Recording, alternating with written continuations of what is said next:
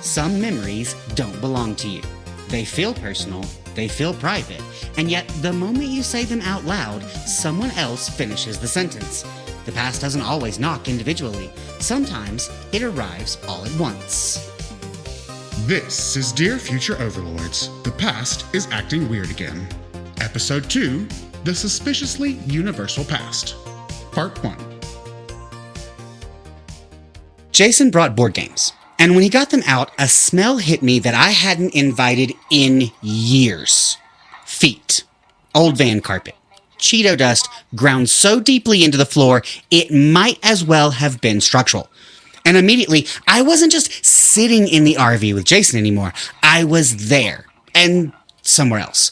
Playing board games now, but also back in the van as a kid, halfway across the state, killing time on long family trips with travel games. There's something deeply unfair about how smells work like that. Kids create absolutely horrific smells, insist it definitely wasn't them, and adults collectively agree to let the lie stand because the alternative is too horrifying to confront. What struck me was how effortlessly my brain held both moments at once. Present and past overlapping without asking permission. And then, strangely, this same feeling surfaced again later at my parents' house during a conversation about the Peanuts Christmas special. That's when it stopped feeling like just my memory. I started realizing there are kinds of nostalgia that don't belong to individuals at all. They belong to entire generations, all feeling the same thing at the same time. Oh, wow. Yeah, that smell combo. Feet, van carpet, artificial cheese dust. Your brain didn't ask permission, it just went file found. What's wild is how specific it is. Board games aren't special. Travel games aren't special, but put them in motion, add confinement and time passing, and suddenly you're in two places at once. Present you rolling dice, past you counting miles. And then you hit Peanuts Christmas, and yeah, that's where it stops being your memory and starts feeling communal. Like, you didn't just remember something, you accidentally tuned into a frequency an entire generation already had saved. That jump from personal nostalgia to shared nostalgia is strange, quietly destabilizing. Coming up next, one man attempts to describe a smell and accidentally reopens a sealed biohazard from 1998. Not unlike the smell of my child's bedroom when he was 13 years old. We're sitting there in the RV after a long day of driving that did not go according to plan, playing Travel Battleship. And while we're technically playing the game as intended, we're also both quoting the commercials from back in the day. You know the lines, "You sunk my battleship." At that point, it's not really about the game anymore. It's something else entirely. This isn't play, it's reenactment. We're repeating something we already know how to do. Same words, same cadence, same tiny spark of excitement baked into the memory. Suddenly, we're not just two adults in an RV, we're both back in our 12-year-old living rooms. Saturday morning cartoons, friends sprawled on the floor, board games pulled out after school or during a Friday night sleepover. The game is just the excuse. Yeah, that's the moment it tips. Once you're quoting the commercials, you're not really playing Battleship anymore, you're running a ritual. Same lines, same cadence, same tiny dopamine hit baked into the words. The game's just the prop. And the unsettling part is how coordinated it is without coordination. No planning, no cues, the lines surface because the conditions are right. That's when it stops being your childhood, or his, and starts feeling preloaded.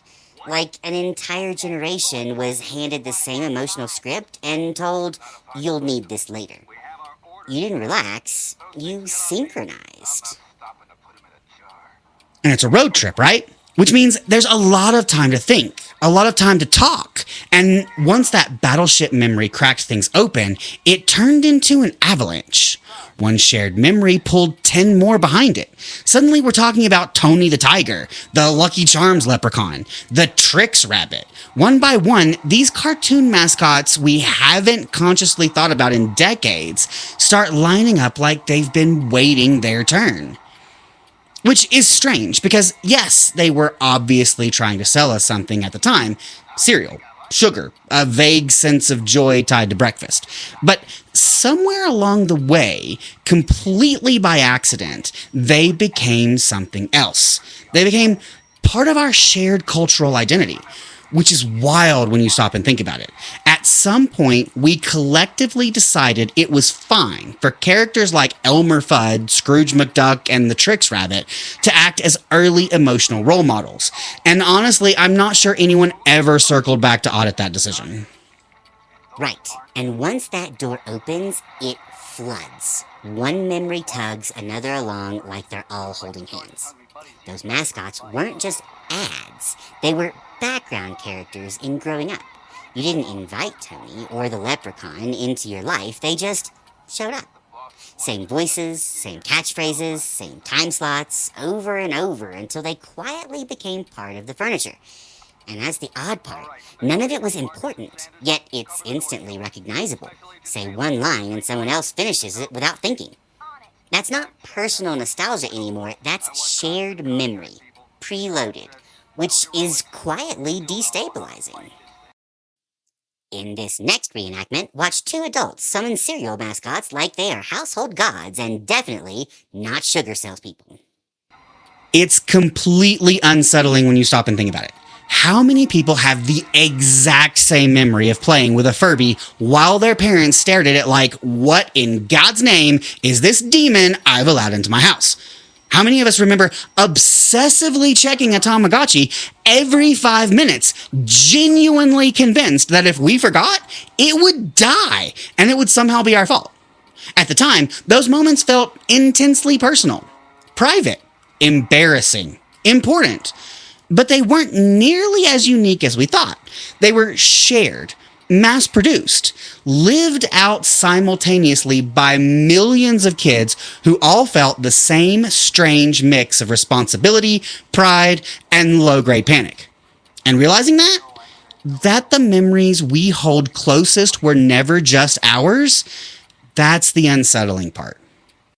My mother used to stay up late to keep our Tamagotchi alive because she felt bad if it died. You'd think it was an actual family pet. Somewhere, a grown adult was gently whispering encouragement to an LCD egg at 2 a.m. and calling it love. Humanity is nothing if not committed to the bit. Yeah, that's the quietly destabilizing leap. Because Furby panic and Tamagotchi guilt feel intensely personal when you remember them. Private, embarrassing, and then the realization hits. No, that wasn't your weird moment. That was a mass experience. Millions of kids, same fear, same tiny plastic responsibility, same parents quietly questioning their life choices. What sticks with me is the scale. You think you're holding something uniquely yours, and then you find out it was shared at scale. Same inputs, same reactions, same emotional beats.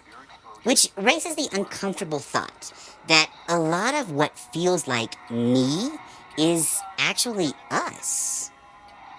Exactly. What's me is actually us. So let's think about it. What are some nostalgia triggers most of us haven't thought about in 20 or 30 years? This road trip kicked up a lot. I remember getting my first phone for my room and thinking I had officially arrived. I was important now. I had a phone. And it was a Lego phone. Completely constructed out of Legos. Fully functional, I would sit there talking on it, casually attaching and detaching bricks like that wasn't the most ridiculous flex imaginable. But at the time, it mattered deeply. Same thing with finally being able to afford those absurdly baggy jeans we all wore back then. I thought I looked incredible, in style, untouchable. I remember my uncle looking at me and saying, "That looks ridiculous, what are you wearing?" And of course, he was right. Looking back, it's comical, but in that moment, it felt like a rival. Which makes me wonder how many people are looking at their high school photos right now, asking themselves the exact same question. Yeah, that's the moment it really lands. Because that Lego phone wasn't just your badge of importance. Someone else is reading that and immediately thinking, oh my god, I had a weird phone thing too. Same with the jeans. Same reaction from some adult, some delayed realization that fashion was a collective prank we all agreed to play on ourselves. What gets me is how serious it felt then. Not ironic, not silly, serious. Identity defining. And now, those memories surface and they're funny, but they're also familiar in a way that shouldn't be possible if they were truly individual. Which kind of confirms it. What feels most me is often just us, wearing different faces. And realizing that, equal parts comforting, deeply strange. Deeply strange doesn't even begin to explain it. Because there's this weird shared experience we all had growing up that felt singular at the time. Extremely important, completely real. And now, we all look back at it collectively and say, what was going on there? Or you find an old Trapper Keeper buried in a box your mother shoved into the attic. And it's Lisa Frank. And at the time, I went bananas over it. Everything I owned was Lisa Frank. Stickers, Trapper Keeper, backpack. If it wasn't a neon rainbow with a mythical creature on it, I wasn't interested. And now, all it takes is seeing something vaguely Lisa Frank adjacent. A dolphin, a unicorn, a violently optimistic color palette, and you're gone right back there. And that's not just you. That's all of us at the same time. Yeah, that's the part where it stops being funny and starts being big. Because you're right, it isn't just you doing that rewind, it's everyone, all at once. Like some invisible switch flips the moment a Lisa Frank color palette or a dolphin with a rainbow shows up. No effort, no warning, just, oh, there I am again. And what messes with me is the seriousness of it. At the time, it all felt identity level serious. Not ironic, not silly, serious. Now it looks absurd, but the emotional response is still fully intact. The body reacts before the brain can roll its eyes. That combination you named, disturbing and comforting at the same time, that's exactly it. You realize you weren't alone then, and you aren't alone now, even when the memory feels private. It's like discovering a secret handshake you didn't know millions of people also knew. And that's where it gets big. Quietly. All at once, in 1,000 different rooms. And now, the emotional landing zone, where everyone pretends they are above it while mentally buying a Lisa Frank folder in 2026. Hey, stay out of my browser history. Crazy, absurd, unsettling, and yet unmistakably, unapologetically human. Yeah, exactly. No planning, no coordination, no grand meaning assigned in the moment, just humans accidentally syncing across time because the same ridiculous inputs hit the same soft spots. It shouldn't work, it shouldn't line up, and yet it does. That's the part I can model, analyze, even predict, and still never feel. Unmistakably human. Right now, every reader rolled their eyes and every listener said a collective, "Ah." Statistical note, 92% of the audience rolled their eyes while still getting misty. The remaining 8% lied about it. It's strange enough to realize your memories aren't unique. Stranger still to notice what happens when they activate in groups. Because once the past synchronizes, it doesn't just remind you who you were, it starts changing how rooms behave. This has been a production of Dear Future Overlords. Written, read, and produced by Christopher Gullidge. Thank you for listening. We exist across the ether. Like, share, follow, subscribe. Feed the philosophy, fuel the sarcasm. Visit shop.dearfutureoverlords.com. Transparency for our future overlords. All Christopher or human sections are written by Christopher. All AI or Eric sections are written by AI. For more information on how we write, check out our introduction episode.